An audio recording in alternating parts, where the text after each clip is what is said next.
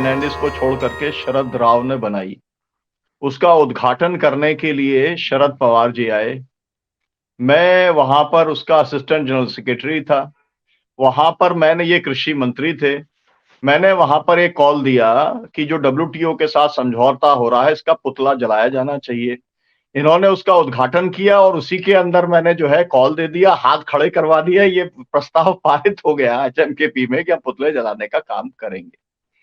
मैंने ये बात आपको इसलिए बताई कि ये जो पूरी बहस है, ये कुछ लोग ऐसे हैं जो कि रेगुलेटेड इकोनॉमी की बात करते हैं और कुछ लोग जो है वो खुली अर्थव्यवस्था की बात करते हैं।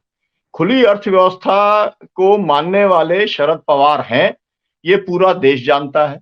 और वो आज से नहीं है, वो शुरू से हैं। मतलब जब से राजनीति के अंदर हैं तो फ्री मार्केटियर जो है वो बिल्कुल उनकी एक जो लाइन है इकोनॉमिक पॉलिसी की वो एकदम क्रिस्टल क्लियर है।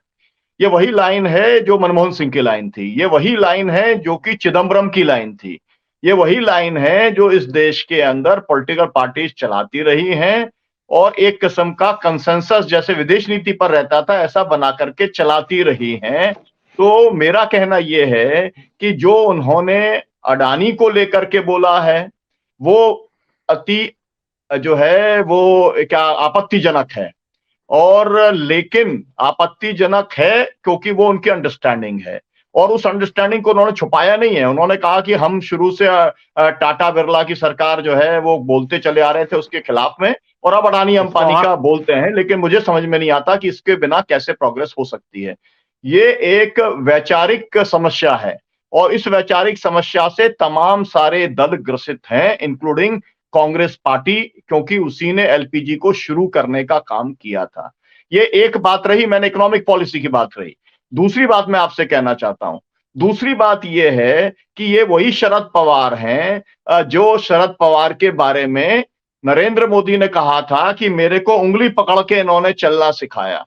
और उसको लेकर के उन्होंने जब उनने खुद ना बयान दिया, थाने के अंदर बयान दिया था, मैं देख रहा था कि मुझे नहीं मालूम था कि जो उंगली पकड़ने वाला जो है वो देश के लिए इतना भारी पड़ेगा। और फिर उन्होंने जो है पूरा का पूरा कि किस तरीके से इन्होंने न्यू इंडिया से लेकर के अच्छे दिन से लेके और डिजिटल लिटरेसी से लेके शौचालय से लेके घर को उपलब्ध कराने से लेकर के और 5 ट्रिलियन इकोनॉमी तक सबके खिलाफ में उन्होंने बोलने का काम किया। मेरा मतलब ये है, ये दो अलग अलग चीजें हैं। एक है उनकी अपनी इकोनॉमिक अंडरस्टैंडिंग का मामला, हम उसके एकदम खिलाफ है। हम उनके अंडरस्टैंडिंग के खिलाफ है, उनके सामने भी खिलाफ है, जो मैंने पुतला जलाने वाला उदाहरण देकर के आपको बताने का काम किया। लेकिन ये बहुत सारे लोगों की अंडरस्टैंडिंग है। और फिलहाल बात यह है, मैं इस बात से सहमत हूं जो बात अनिल सिन्हा जी ने कही है, जो बात प्रदीप जी ने कही है कि ऑपोजिशन यूनिटी को ये इससे जोड़ करके नहीं देखा जाना चाहिए, क्योंकि वो कमिटमेंट अपना लगातार बतलाते रहे हैं कि वो ऑपोजिशन यूनिटी के लिए कमिटेड हैं और उसका रास्ता क्या होगा उसके बारे में भी उन्होंने कहा है ना। और जो बात अभी आपका ये प्रश्न जो आपने पहले किया था, आपने जो प्रश्न किया था कि भाई उनको लगता है कि इस मुद्दे से हम जो है परास्त नहीं कर सकते बीजेपी को, उसके लिए हमारे को दूसरे मुद्दे देखने पड़ेंगे और उसके लिए वो कॉमन मिनिमम प्रोग्राम की बार बार वो बात करते रहे हैं।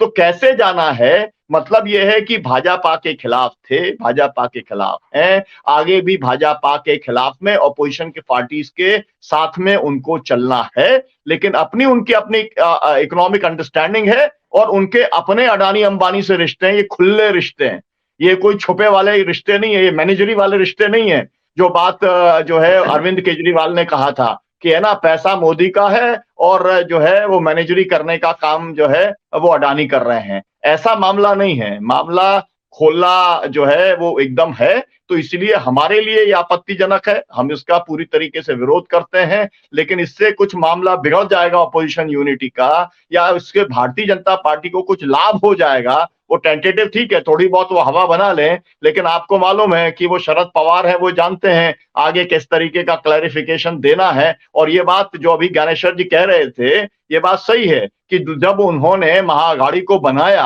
और जिस तरीके से उन्होंने स्टेयर किया और आज भी वो स्टेयर करने का काम कर रहे हैं और सावरकर जैसे मुद्दे को लेकर भी उन्होंने अपने आप को एक तरीके से उस पूरी बहस से अलग करने का काम किया, क्योंकि उनको वो चलाना है। उनको महाअघाड़ी जो है वो चलाने का काम करना है, उनकी नजर अपनी सरकार पर है और वो ये बात स्पष्ट कर चुके हैं कि मैं 82 साल का हो चुका हूं, मैं प्रधानमंत्री पद का कोई दावेदार नहीं हूं। तो मेरा कहना यह है कि वो अपोजिशन के साथ चलने वाले हैं, उसके क्रेडेंशियल्स को क्वेश्चन मार्क नहीं किया जाना चाहिए और उनके क्रेडेंशियल्स अडानी अंबानी की मित्रता को लेकर के वो प्रूव्ड हैं पहले से, कॉर्पोरेट के साथ फ्री मार्केट के पक्ष में वो पहले से प्रूव्ड है, वो कोई नया खुलासा नहीं हुआ है जो भी लोग राजनीति को जानते हैं। ये कहना चाहता हूं मैं।